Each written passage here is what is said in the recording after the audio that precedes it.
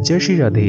आपका मेरे YouTube channel Geeta book of God पर स्वागत है। आज का हमारा टॉपिक है जीवन का मंत्र, जीवन जीने की कला, जीवन जीने का सर्वोच्च कारण। जिसे आप समझ गए तो आप एक कामयाब इंसान बन जाएंगे। आपको अपना लक्ष्य और जीवन का उद्देश्य क्या है ये समझ जाएंगे। आइए कुछ उदाहरण से समझते हैं। जापान में एक औरत एक्सीडेंट की वजह से कोमा में थी। उसकी हालत बहुत ही खराब थी। उसे एक सपना आता है कि वह मर गई और स्वर्ग में पहुंच गई। उसे अपने पूर्वजों की आवाज आती है और पूर्वज उससे पूछते हैं, तुम कौन हो?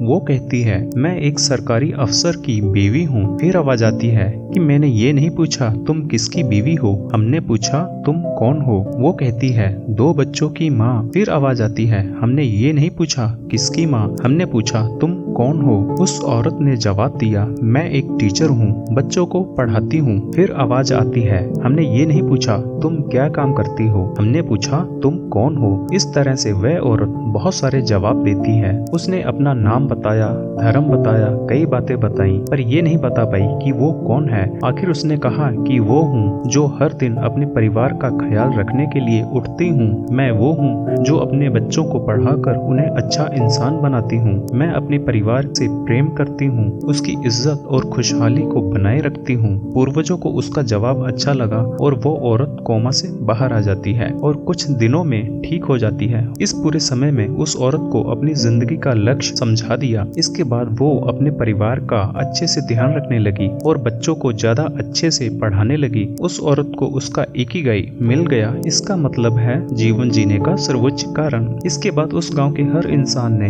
अपना इकिगाई पता करना जीवन का लक्ष्य बना लिया। यह माना जाता है यह घटना जापान के ओकिनावा द्वीप की है। वहाँ पर आज भी हर कोई अपना इकिगाई ढूंढ कर ही अपना जीवन जीता है। आज भी वहाँ के लोग खुशहाल हैं और 100 साल से ज्यादा की उम्र तक जीते हैं और बीमार भी कम पड़ते हैं, क्योंकि वो लोग जीवन का एक फॉर्मूला यूज करते हैं जिसका नाम है इकिगाई, यानी कि जीने की वजह। जापानीज लोग मानते हैं कि आप किसी न किसी खास मकसद के लिए दुनिया में आए होते हो और वो मकसद ही आपका इकिगाई होता है। अगर आप आपकी इकिगाई यानी आपके मकसद के अलावा कुछ भी काम करते हो तब आपको मजा नहीं आएगा। आप हमेशा चिंता में रहेंगे और आपका दिमाग हर वक्त आपके मकसद की तलाश में लगा रहेगा। लेकिन अच्छी बात यह है कि इस दुनिया में कहीं पर भी रहने वाला इंसान इस जापानीज फॉर्मूले का यूज करके अपने इकिगाई यानी अपने जीवन के मकसद को ढूंढ सकता है। जब भी आप अपने कॉलेज खत्म करके बाहर काम करने जाते हो तब आपको बहुत बड़ा डिसीजन लेना पड़ता है कि अब आप जीवन में क्या करोगे।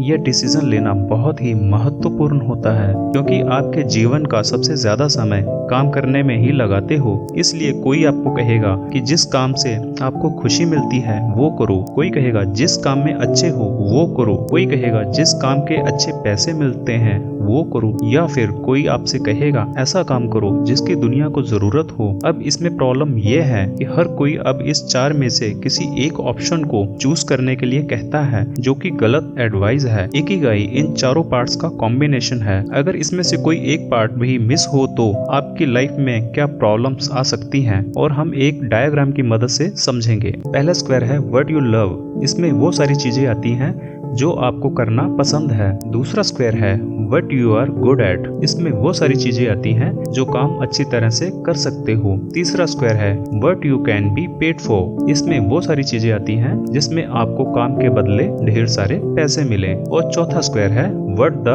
World needs. इसमें वो सारी चीजें आती हैं जिसकी दुनिया को जरूरत है। अब देखो, पहले और दूसरे स्क्वायर के कॉम्बिनेशन से आपको आपका पैशन मिलेगा, यानी कि जो चीज करना आपको पसंद है और उसमें आप अच्छे भी हो तो वो काम होगा आपका पैशन। उदाहरण, नई चीज सीखना और कंप्यूटर प्रोग्रामिंग करना आपको पसंद है और उस काम में आप काफी अच्छे भी हो तो यूजफुल नॉलेज लेके प्रोग्रामिंग करना आपका पैशन हुआ। अब दूसरे और तीसरे स्क्वायर के कॉम्बिनेशन से आपको आपका प्रोफेशन मिलेगा, यानी कि आप जिस चीज में अच्छे हो और उसके बदले आपको पैसे भी मिलेंगे तो वो काम बन जाएगा आपका प्रोफेशन। उदाहरण, आपने कुछ नया सीख के एक कंप्यूटर बनाया जिससे आपको कुछ पैसे भी मिलने लगे तो वो काम हो जाएगा आपका प्रोफेशन। तीसरे और चौथे स्क्वायर के कॉम्बिनेशन से आपको आपका वोकेशन मिलेगा, यानी कि जिस चीज के लिए आपको पैसे मिले और उसी चीज की दुनिया को जरूरत है तो वो काम होगा आपका वोकेशन। मतलब आपका बनाया कंप्यूटर दुनिया की नीड्स के लिए बेस्ट सूटेबल है तो वो काम हुआ आपका वोकेशन। और चौथे और पहले स्क्वायर के कॉम्बिनेशन से आपको आपका मिशन मिलेगा,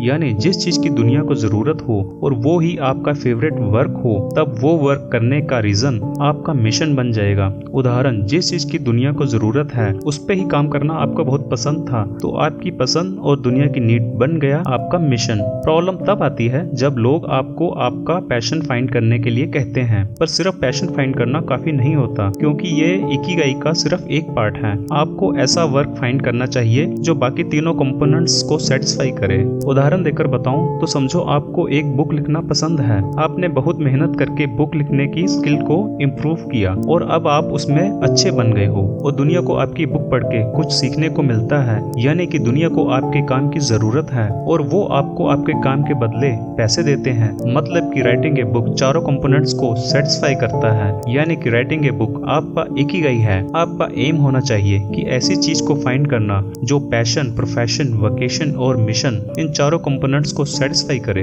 इन चारों कंपोनेंट्स के बीच में ही आपको आपका इकिगाई मिलेगा, यानी कि वो काम मिलेगा जिसे आप पसंद करो, जिसपे आप अच्छे भी हो, जिसपे आपको पैसे मिले और उस काम की दुनिया को जरूरत हो। जब ये चारों चीजें सेटिस्फाई होंगी तभी आप एक लंबी बिना स्ट्रेस वाली सफल जिंदगी जी पाएंगे। उदाहरण देकर बताऊं तो सचिन को क्रिकेट खेलना पसंद है, उसमें वो प्रैक्टिस करके अच्छे बन गए। क्रिकेट खेलने से उनको पैसे भी मिलते हैं और लोगों को उनकी बैटिंग बहुत पसंद है, यानी कि दुनिया को उनकी जरूरत है। सचिन के लिए ये चारों कंपोनेंट सेटिस्फाई करता है, मतलब क्रिकेट सचिन का इकिगाई है। आप जितने भी पॉपुलर सेलिब्रिटीज को जानते हो उन्होंने अपने इकिगाई को फाइंड कर लिया होता है और उनकी वजह से ही वो इतने आगे होते हैं। इकिगाई को फाइंड करना बहुत ही इम्पोर्टेंट होता है। आपको अचानक से ही अपना इकिगाई नहीं मिलेगा। आपका इंट्यूशन यानी आपके अंदर की आवाज और क्यूरियोसिटी ही आपको आपका इकिगाई फाइंड करने में मदद करेगी। इसके लिए आपको अलग अलग चीजें ट्राई करनी पड़ेंगी और क्वेश्चन पूछकर अपने आप को जानना पड़ेगा। और जब भी आपको अपना इकिगाई मिलेगा तब आपको ऑटोमेटिकली पता चल जाएगा कि हाँ, बस इसी चीज की मुझे तलाश थी।